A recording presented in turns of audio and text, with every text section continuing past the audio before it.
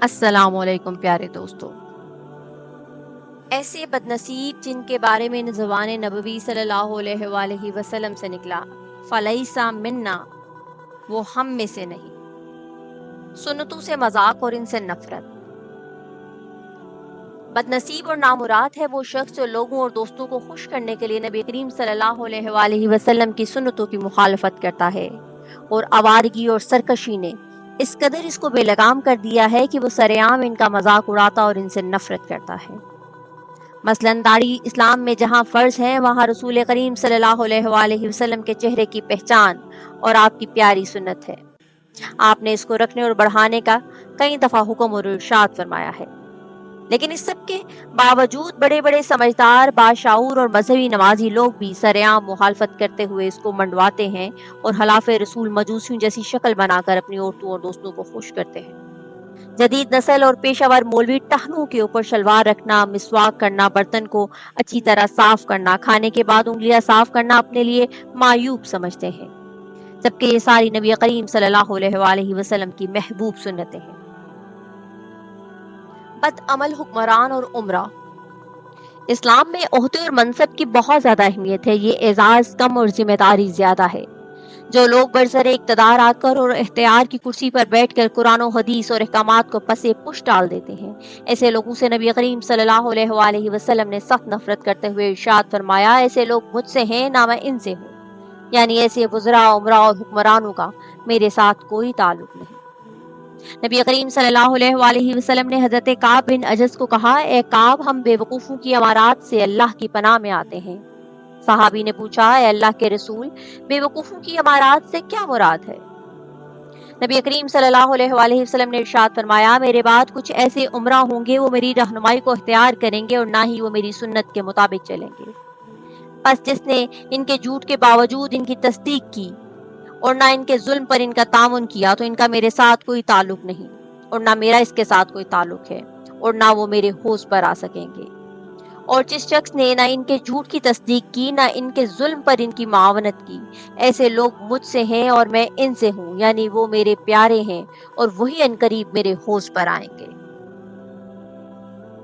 جادو کرنے والا۔ اسلام امن و سلامتی کا دین ہے، اس میں کسی کو ناجائز ڈرانا، دھمکانا یا کسی کا نقصان کرنا حرام ہے۔ نبی کریم صلی اللہ علیہ وآلہ وسلم کا ارشاد ہے، اس لیے مسلمانوں سے کوئی بھی ایسی گری حرکت نہیں ہونی چاہیے جس سے دوسرے مسلمان بھائی کو دکھ اور تکلیف پہنچے۔ عموماً جن کاموں سے اپنے مسلمان بھائیوں کو تکلیف پہنچائی جاتی ہے، ان میں سے ایک جادو بھی ہے۔ درندہ صرف لوگ اپنی مذموم خواہشات کی تکمیل کے لیے اسے کرتے ہیں، جبکہ نبی کریم صلی اللہ علیہ وآلہ وسلم نے جادو کرنے والے اور کروانے والے دونوں کے متعلق سخت وعید سنائی ہے کہ وہ ہم میں سے نہیں، میرا ایسے ظالموں کے ساتھ کوئی تعلق نہیں، بلکہ وہ کافر اور واجب القتل ہے۔ رسول کریم صلی اللہ علیہ وآلہ وسلم کا ارشاد ہے، لیس منا من سحر او سحر لہ، جادو کرنے والا اور کروانے والا ہم میں سے نہیں۔ زبردستی چھیننے والا یا اس کی مدد کرنے والا۔ دین اسلام میں کسی کا مال چھیننا یا ناحق اس پر قبضہ کرنا حرام ہے۔ ڈاکہ زنی، رہ زنی اور لوٹ کھسوٹ کی نبی کریم صلی اللہ علیہ وآلہ وسلم نے سخت مذمت فرمائی۔ عرب میں لوٹ کھسوٹ اور رہ زنی بہت زیادہ تھی، بلکہ کئی سرکش قبیلوں کی آمدنی کا ذریعہ اور محبوب مشغلہ یہی تھا۔ یہ لوگ شہر سے باہر میدانوں میں، جنگلوں میں اور دور دراز کے راستوں میں قافلہ والوں سے مال چھیننے کے لیے ٹھہرا کرتے تھے۔ کسی شخص کا امن و سلامتی کے ساتھ بحریت واپس آ جانا ناممکن تھا۔ نبی کریم صلی اللہ علیہ وآلہ وسلم نے کمال حکمت عملی اور نظام حکومت سے اس جیسی کئی خرابیوں کا خاتمہ فرمایا۔ اللہ کی رحمت سے تاریخ نے وہ لمحات بھی دیکھے جب لوٹ کھسوٹ، ڈاکہ زنی، رہ زنی اور مال کے چھینے جانے کا تصور ہی نہیں کیا جا سکتا تھا۔ آج اگر کوئی مسلمان اس طرح ظلم و ستم کرتے ہوئے کسی کا مال حاصل کرے تو اس کا مسلمانوں کی جماعت سے کوئی تعلق نہیں۔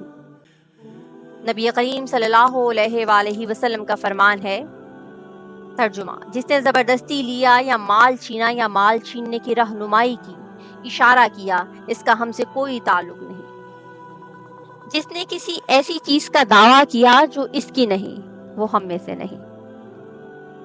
کسی چیز پر ناحق اپنی ملکیت ظاہر کرنا حرام ہے۔ کسی مسلمان کے لائق نہیں کہ وہ دوسرے کی چیز کو خیانت کرتے ہوئے اپنا بنا لے۔